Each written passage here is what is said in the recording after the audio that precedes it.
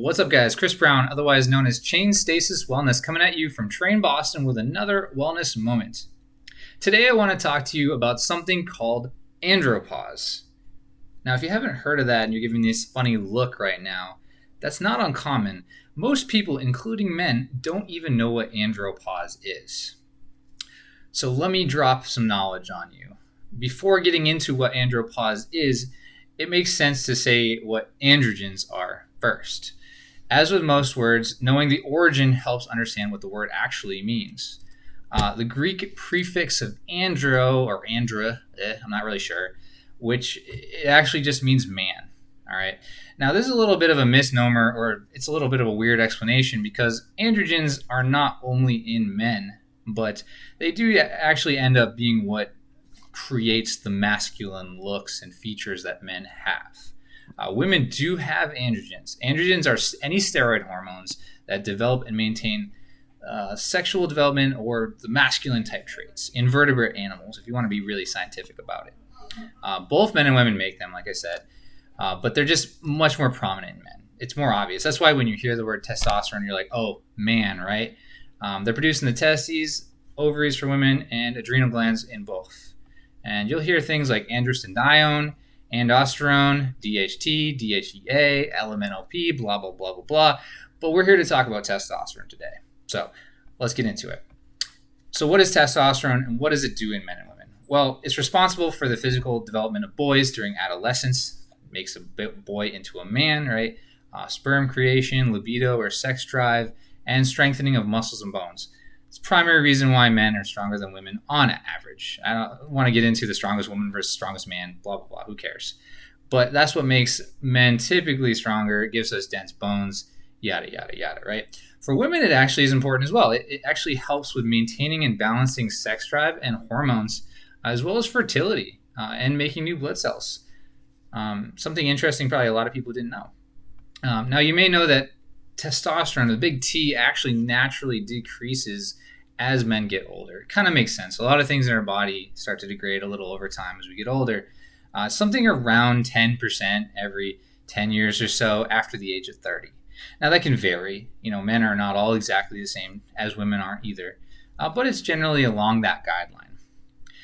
So what happens when we actually have andropause? Why is it called pause? Well, the easiest way to compare andropause to something that most people know about is to compare it to menopause, which is the women's version of the cessation of menses or the stop of menses, right? Your period stops, to put it bluntly, right? But it's kind of not like that as well. So andropause is an abrupt decrease in the production of testosterone. It doesn't stop completely, but it's an abrupt decrease, like sharp cutoff, right? Menopause is more a gradual process, right? And the other thing is not every male has andropause. Sometimes it will drop in every male, but it might be a lot more gradual. It may never be abrupt at all, right? Whereas menopause will happen to all females eventually, right?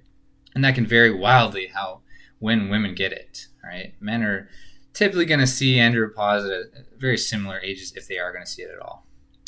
So with testosterone, what is a typical number that you'd expect to see on a blood test for testosterone? Well, there's a pretty big range, believe it or not, and men are all quite different, but healthy range typically is 300 nanograms per deciliter to 1200 nanograms per deciliter. And if you look it up online, you might see varying numbers. You don't really need to get worried about it, but most doctors will see below 300 and be like, that's pretty low. Now that's for adults, right? Obviously, younger kids is quite a bit lower. Women, 8 to 60 nanograms per deciliter. So you can see it's a huge difference men and women. And those are healthy numbers, right? So women got to be real low for there to be a deficiency.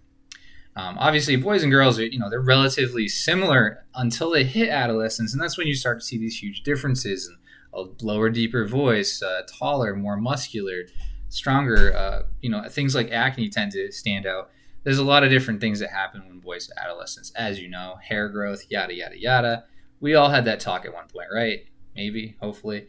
But anyways, the average among men is probably around 600. Again, 600 nanograms per deciliter. I'm going to stop saying nanograms per deciliter because that's probably you don't care, right? All right. Generally, if men are below 300, they're considered to be low, and they could be experiencing andropause. Again, that depends. Like if you already had fairly low levels, it may not be an abrupt, steep decrease. So it's important to have like a good outlook on this. You don't have to just pull things out and be like, oh, that's what it is, right? We're not doctors here. I'm not specifically talking about anyone individually. Okay. Testosterone, like almost everything in your wellness, it has and runs in a rhythm, right? It's called a diurnal rhythm or a daily rhythm.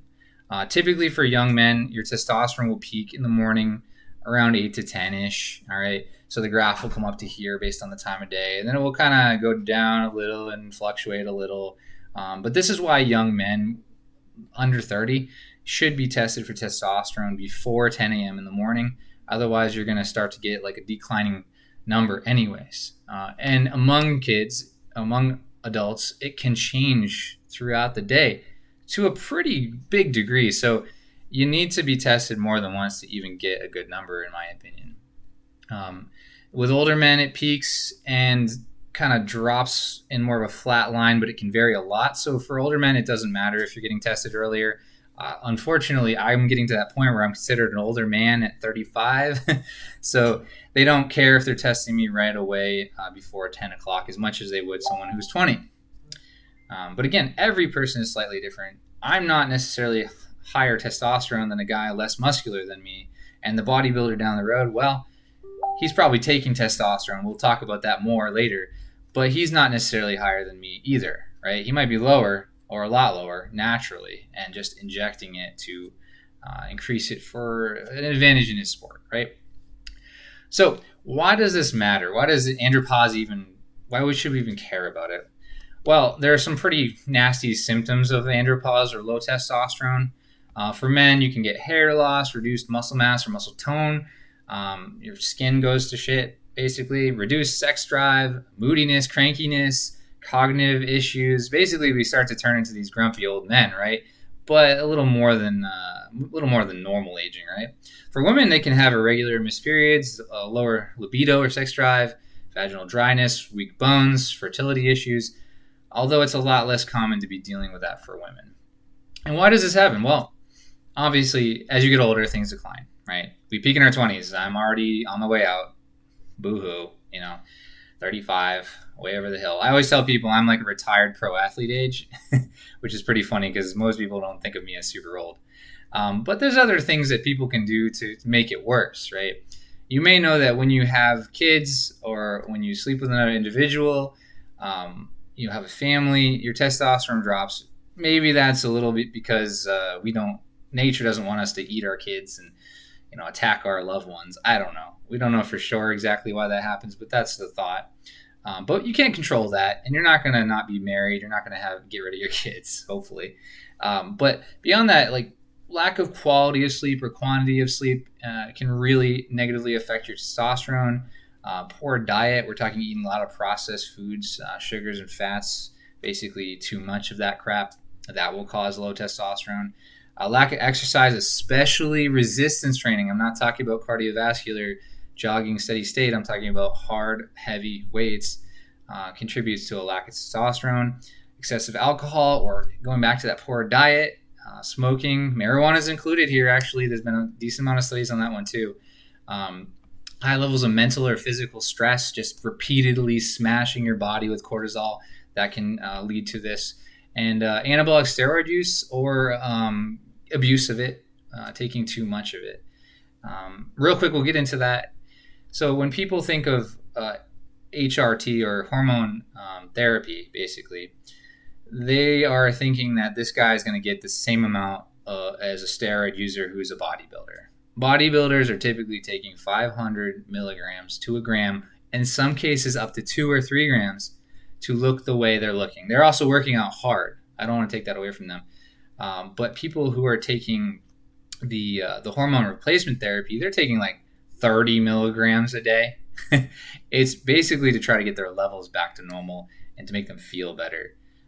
But if you're taking a lot, like 3 grams of testosterone, that would be considered probably steroid abuse, to the point where if you were ever to go off of that, then you may not be able to adequately produce it afterwards. So, but what do we do about andropause if you are diagnosed with it? Well, here's the simple part. The answer always comes back to this: work on your chain links of wellness. Most of these things can be fixed by working on better sleep hygiene, regular weight training routine, eating more proteins, vegetables and fruits, drinking less alcohol, stop smoking or smoke less at least, meditation, breathing, trying to do things to regulate your stress in your day. Aside from that, if all your other interventions have failed, you could consider the HRT, hormone replacement therapy, as I mentioned above. And you might be asking, but should I do this? Like, is this dangerous? Is it bad for me? Well, there are always reasons why you shouldn't do something, even if it seems to be like this panacea, this perfect pill.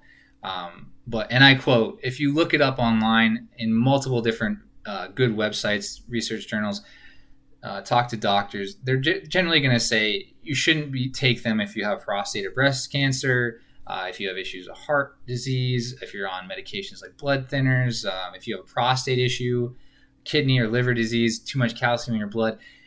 These kind of things, probably you shouldn't be taking a lot of things if you have those issues. So it kind of makes sense. But if you have those things, you need to be talking to your doctor anyways. I am not a doctor, and I do not want to be your doctor, and I would never tell you to go against their advice. However, I will always tell you, try to fix your wellness in the ways that you are in absolute control over before you try to find some magic pill. All right? It's up to you to weigh the pros and cons of your health situation. It's on you. It's not on your doctor. It's not on your trainer. You must take control of it. Okay? There are downsides to this potentially. Enlarged prostate, potentially. You could get testicular atrophy, potentially. If you have sleep apnea, it can get worse or can make sleep apnea. Potentially acne or make your acne worse. Gynecomastia, you can develop breast tissue when you didn't have any. Infertility. These things they sound kind of scary, right? And so you definitely don't want to get into that if you don't need to, right? And it won't necessarily fix all your problems. So, because as with most things, a quick fix usually isn't as good as it seems. The challenging behavioral changes are always best to try first, and they always produce good results, even if they're not fixing everything. But anyways, hopefully you young bucks out there, I gave you something sufficiently to worry about for the next 20 to 30 years of your life. You can look forward to that, right? But for you older guys and the women too, hopefully I shed some light on a topic you were a little less informed about. But maybe I even helped you out. Maybe I even turned you on to look into something, and that would be great. So ladies, while your pause may be the superior pause, at least now you know why us men are turning into grumpy old curmudgeons. At least in part, right? We can use that excuse, kind of, huh? But I digress. As usual, thank you for hanging out with me for the chat. Let me know your experiences with Andropause. Drop some extra knowledge on me. Let me know how you feel about it. And as always, thank you and be well.